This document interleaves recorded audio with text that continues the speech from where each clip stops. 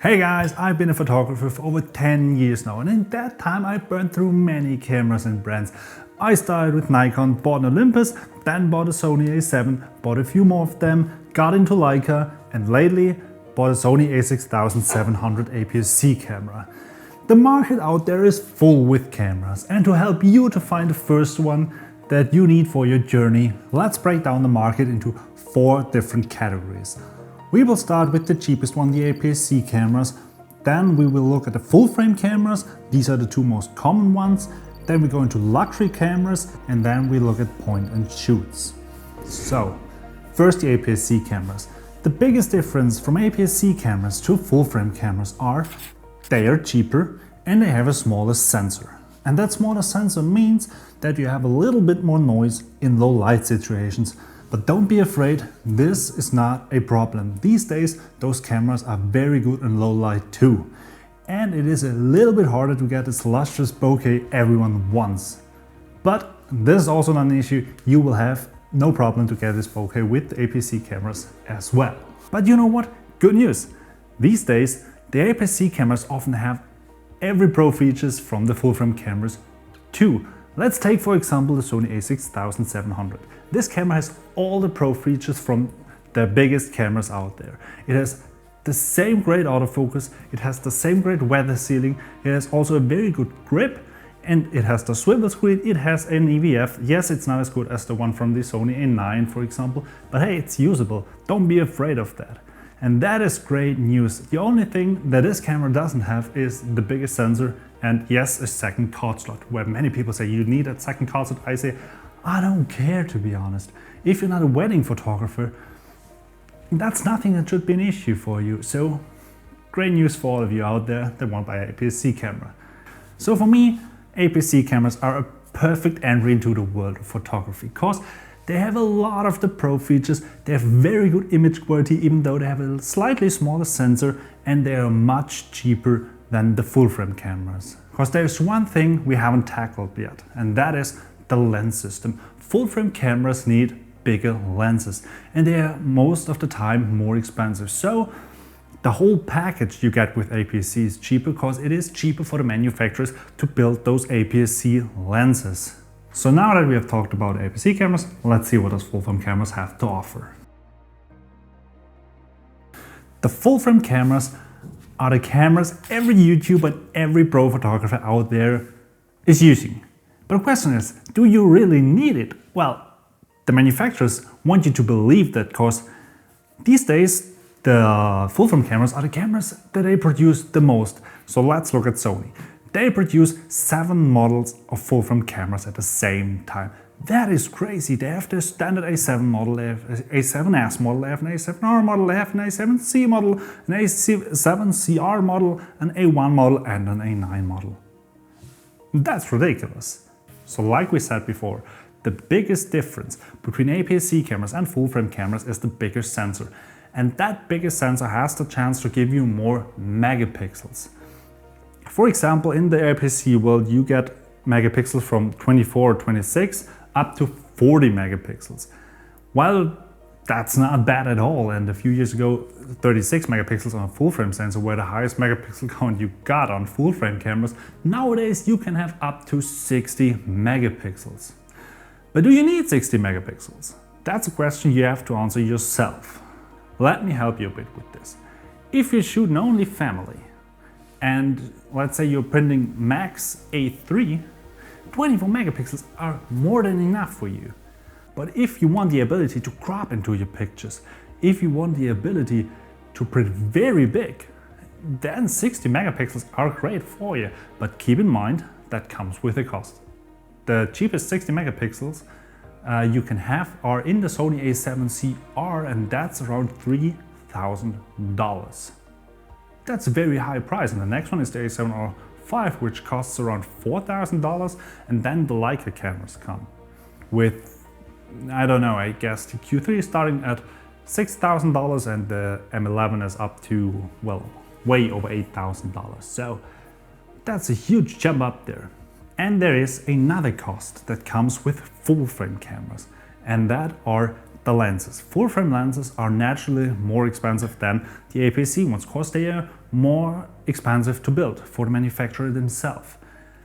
But there's also one positive thing, and that is because the manufacturers build much more full frame cameras, there is a bigger variety on full frame lenses that you can choose from than with the APS-C system. So that's one of the positive things you get with full frame.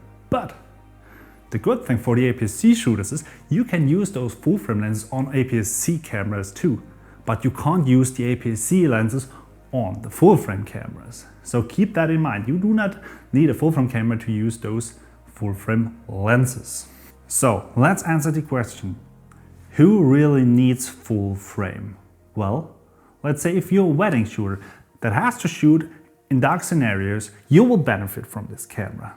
If you're a portrait shooter and you want a lot of blurry background, you benefit from this camera. Of course, if you can pay for it, you definitely get the better camera. But no one out there should think that he needs to pay the price for a full frame camera to have a good camera. This is a luxury thing. And talking about luxury things, there is one category I want to talk to you, even though I can't recommend it to you, and that are luxury cameras. Luxury cameras are mostly Leica and Hasselblad. And even though I can't recommend you buying one of those luxury cameras to step into photography, I want to talk about them because you will hear about them and you will hear a lot of mythical things about them. And the biggest danger is that you think you have to buy those cameras to get absolute maximum image quality out there, and that is not the case. Somewhere in your journey in photography you will hear about the Leica look, something that's legendary out there. And I do not want to say that it was never there. I think it was there, but that is many years back when companies like Sigma and Tamron that build excellent lenses these days build pretty unsharp lenses. 20 years ago, no pro wanted to buy a Sigma or a Tamron lens. That's nothing against Tamron and Sigma. They stepped their game up a lot and they are very, very good these days. But back then, their lenses weren't that sharp. And that was a time where Leica was ahead of the game in lens manufacturing. And therefore, I think that was the time where the Leica look was built, the legend of the Leica look. But hey, if money isn't an issue, go for it. These are great cameras.